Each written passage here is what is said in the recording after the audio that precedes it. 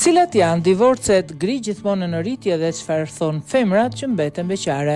Një trend i jashtëzakonshëm duket se po bëhet veçanërisht i popularizuar në mesin e çifteve mbi 50 vjeç që vendosin të japin fund martesave të tyre afatgjata. Ky fenomen i referohet shpesh si divorci gri. Ka parë një rritje të ndjeshme në shkallën e divorcit për të rritur të moshës 50 vjeç e lartë, më shumë se dyfishuar midis 1990 të 2010. Një studim i vitit 2022 i botuar në The Journal of Gerontology zbuloi se 36% e të rriturve të divorcuar në Shtetet e Bashkuara të Amerikës ishin 50 vjeç ose më të vjetër. Vlen të theksohet se vetmja grup moshë që ka pësuar rritje të shkallës divorcit janë moshat 65 vjeç e lartë. Susan Brown, një profesoresh sociologjie në Universitetin Shtetëror të Bowling Green, ndikoi në krijimin e termit divorci gri. Kanë më shumë gjasa për të nisur procedurat e divorcit, por kjo në fakt mund të pasqyroj vetëm faktin se gratë janë ato që nisin procedurat të tilla brenda marrëdhënies së ajo.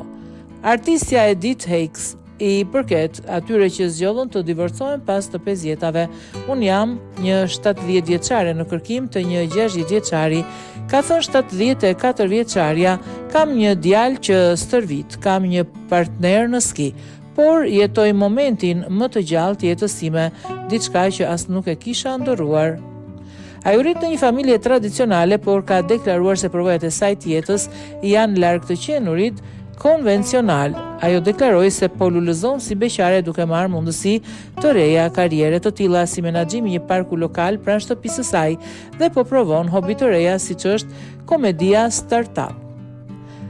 Ashtu si Hakes, podcastierja Laura Stasi e gjeti veten beqare gjallëruese. 64 vjeçare ishte martuar për gati 30 vjet, derisa burri i saj i atërshëm i propozoi divorcin.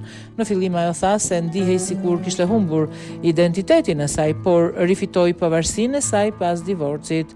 Ajo tani ka një podcast të quajtur Dating Will Grey, i cili fokusohet në marrëdhëniet dhe skenën e takimeve për të rriturit dhe të moshuarit. Unë dua t'ja hedh fajin për gjithçka ish burri tim. Nuk dua t'ja hedh fajin për gjithçka ish burri tim, tha ajo. Unë do të them se isha e lidhur me këtë martesë dhe kështu, në shumë mënyra jam e njohës që ai më kërkoi një divorc.